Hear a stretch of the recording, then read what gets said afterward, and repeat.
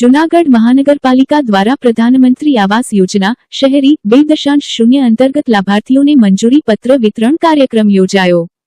લાભાર્થીઓને મંજૂરી પત્ર એનાયત કરતા મેયર શ્રી ધર્મેશ ડી પોશિયા તથા પદાધિકારીશ્રીઓ આર્થિક રીતે નબળા અને ઘર વિહોણા શહેરીજનો માટે આવાસ યોજના થકી પોતાના ઘરનું સપનું પૂર્ણ કરવાના આશય સાથે જૂનાગઢ મહાનગરપાલિકા દ્વારા આજે તા 2 જુલાઈ 2026 ગુરુવારના રોજ સવારે 11 વાગ્યા કલાકે પંડિત દીનદયાળ સભાગૃહ જૂનાગઢ મહાનગરપાલિકા ખાતે પ્રધાનમંત્રી આવાસ યોજના શહેરી 2.0 BLC લાભાર્થી દ્વારા વ્યક્તિગત આવાસ બાંધકામ ઘટક હેઠળ જૂનાગઢના 58 લાભાર્થીઓને મંજૂરી પત્ર વિતરણ કરવાનો કાર્યક્રમ યોજાયો।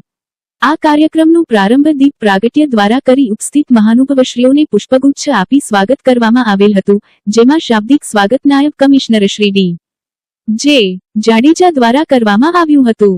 આ તકે જૂનાગઢ મહાનગરપાલિકાના mayor Shri Dharmeshbhai પોશિયા, day mayor Shri આકાશભાઈ કે કટારા, સ્થાયી સમિતિના ચેરપર્સન શ્રી પલ્લવીબેન એસ ઠાકર, શાસક પક્ષના નેતા શ્રી મનનભાઈ ડી અભાણી, દંડક શ્રી કલ્પેશભાઈ કે અજવાણી, નાયબ કમિશનર શ્રી ડી જે જાડેજા તથા જયેશભાઈ પી વાજા, શહેર પ્રમુખ શ્રી ગૌરવભાઈ રૂપારેલિયા તથા બાંધકામ સમિતિના ચેરમેન શ્રી જયેશભાઈ બોધરા, પૂર્વ mayor Shri Gitaben M Parmar, corporator Shri Chandrikaben Rakhasiya, Jamkuben Chhaya, Chandrikaben Chudasa, Sonalben Panara, Vandanaben Doshi, Poonamben Parmar, chief auditor Shri R Ravaliya, કાર્યપાલક ઇજનેર શ્રી દુષ્યંત પાનસુરિયા વગેરે મહાનગરપાલિકા જૂનાગઢના અધિકારીશ્રીઓ તથા કર્મચારીશ્રીઓ ઉપસ્થિત રહ્યા હતા।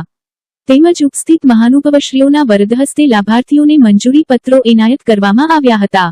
આ તકે સ્થાયી સમિતિ ચેરપર્સન શ્રી દ્વારા જણાવવામાં આવેલ કે આપણે વિચાર્યું હતું કે અમારું ઘરનું ઘર બનશે, પરંતુ વડાપ્રધાન શ્રી નરેન્દ્રભાઈ મોદી જ્યારે ગુજરાતના મુખ્યમંત્રી શ્રી હતા ત્યારે પણ તેઓ દ્વારા મુખ્યમંત્રી ગૃહ યોજના અમલમાં મૂકી અને પછી જ્યારે આ દેશના વડાપ્રધાન બન્યા 2014માં પછી આ દેશની અંદર કોઈ ગરીબ ન કહેવાય, કોઈ ઘર વિહોણા ન રહે તે માટે નરેન્દ્રભાઈ મોદી સતત પ્રયત્નો કરી રહ્યા છે।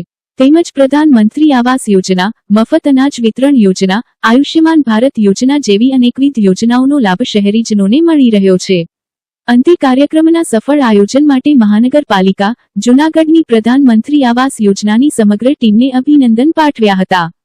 શાસક પક્ષના નેતા શ્રી મનનભાઈ અભાણી દ્વારા જણાવવામાં આવેલ કે આઝાદીના 60 વર્ષ પછી પણ લોકો પાસે ઘરનું ઘર ન હતું, શૌચાલય ન હતા। આ તમામ વસ્તુઓનો વિચાર પ્રધાનમંત્રી શ્રી નરેન્દ્રભાઈ મોદીને આવ્યો હતો। તેઓ દ્વારા મુખ્યમંત્રી ગૃહ યોજના દ્વારા શરૂઆત કરવામાં આવી હતી। ત્યારબાદ ગરીબો અને મધ્યમ વર્ગના લોકોને ઘરનું ઘર મળી રહે તે માટે પ્રધાનમંત્રી આવાસ યોજનાની અમલવારી રાજ્ય સરકાર શ્રી દ્વારા કરવામાં આવેલ, જેના કારણે આજે ઘણા લોકોને ઘરનું સ્વપ્ન સાકાર થવા જઈ રહ્યું છે। તેમજ તેમના દ્વારા તમામ લાભાર્થીઓને શુભકામનાઓ પાઠવવામાં આવી હતી। તેમજ પ્રધાનમંત્રી શ્રી દ્વારા અમલમાં મૂકેલ યોજના માટે પ્રધાનમંત્રી શ્રી તથા કેન્દ્ર સરકાર શ્રીનો આભાર વ્યક્ત કરવામાં આવેલ હતો। આ કાર્યક્રમમાં આભારવિધિ નાયબ કમિશનર શ્રી જયેશભાઈ પી વાજા દ્વારા કરવામાં આવી હતી। આ યોજના અંતર્ગત નવા આવાસના બાંધકામ દીઠ કેન્દ્ર સરકારશ્રી અને રાજ્ય સરકારશ્રી દ્વારા કુલ મળીને રૂ 4 લાખની માતબર સહાય મંજૂર કરવામાં આવશે, જે સહાયની રકમ લાભાર્થીઓને 4 હપ્તાઓમાં મળવાપાત્ર હોય છે। જેમાં પ્રથમ હપ્તો ક્લિન્ટલ લેવલે રૂ 70,000, બીજો હપ્તો લિન્ટલ લેવલે રૂ 80,000, ત્રીજો હપ્તો સ્લેબ લેવલે રૂ 1,50,000 અને ચોથો હપ્તો આવાસ પૂર્ણ થયે રૂ 1 લાખ ચૂકવવામાં આવે છે। જૂનાગઢ મહાનગરપાલિકાના આ આયોજન હેઠળ રૂ 4 લાખની સહાયના મંજૂરી પત્ર મેળવીને પોતાના પાકા ઘરનું સ્વપ્ન સાકાર થતા તમામ લાભાર્થીઓ અને તેમના પરિવારોમાં ખુશીનો માહોલ જોવા મળ્યો હતો। કોઈ ગરીબ ન કહેવાય, કોઈ ઘર વિહોણો ન રહે, એ માટેના પ્રયત્નો સતત 2014 થી માનનીય વડાપ્રધાન શ્રી નરેન્દ્રભાઈ મોદી કરી રહ્યા છે। અહીંયા 58 જેટલા લાભાર્થીઓને અહીંયા મંજૂરી પત્રક આપવા જઈ રહ્યા છીએ અને આની પહેલા પણ બીએલસી ઘટક નીચે જેની પોતાની જમીન છે એને પાક્કું મકાન બાંધવા માટે સરકાર છે એ 4 લાખ રૂપિયાની સહાય, કોઈ પણ જાતની લોન નહીં, માત્ર 4 લોન નથી ભરવાની તમારે, પણ 4 લાખ રૂપિયાની સહાય વિના મૂલ્યે આપને આપનું ઘર બાંધવા માટે આપી રહી છે। ત્યારે માનનીય વડાપ્રધાન શ્રી નરેન્દ્રભાઈ મોદીનો એટલો જ આભાર માનીએ કે આ દેશની અંદર કોઈ વ્યક્તિ છે ગરીબ ન રહે. ઘરનું સ્વપ્ન સૌનું હોય છે અને આ સ્વપ્ન સાકાર કરવા માટે દેશનો વડાપ્રધાન છે એ લોકોના આંસુ લૂછી રહ્યો છે, કોઈ ગરીબ ન રહે એ માટેના પ્રયત્ન કરી રહ્યો છે. 80 કરોડ લોકોને મફત અનાજ આપે છે. કોરોના કાળથી આ યાત્રા શરૂ થઈ છે. દેશના 80 કરોડ લોકોને સસ્તા અનાજની દુકાનેથી ફ્રીમાં બીએલસી ઘટકના લાભાર્થીઓના મંજૂરી પત્ર વિતરણના કાર્યક્રમમાં આપણે મળવાનું થયું છે. આ દેશ 1947માં આઝાદ થયો. આઝાદીના 60 વર્ષ પછી પણ આ દેશના લોકોને રહેવા માટે ઘરનું ઘર નહોતું. આઝાદીના 60 વર્ષ પછી પણ આ દેશમાં આપણી માતાઓ બહેનોને શૌચક્રિયા માટે બહાર જવું પડતું. આ વિચાર આપણા પ્રધાનમંત્રી શ્રી નરેન્દ્રભાઈ મોદીને આવ્યો અને 2013-14માં પોતે જ્યારે ગુજરાતના મુખ્યમંત્રી હતા ત્યારે મુખ્યમંત્રી ગૃહ યોજનાની શરૂઆત માત્ર ગુજરાત માટે. શિહર મિત્તલબેન જયેશભાઈ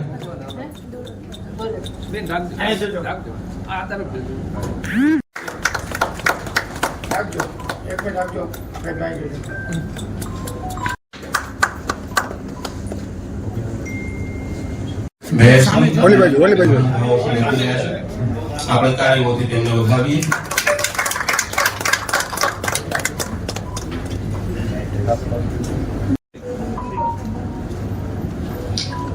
મનીષભાઈ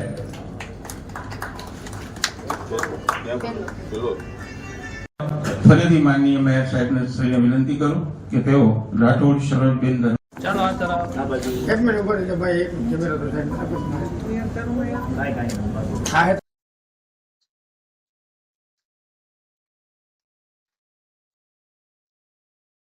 લલિતભાઈ રમેશભાઈ, જીંજુવાડિયા શિલ્પાબેન મુકેશભાઈ.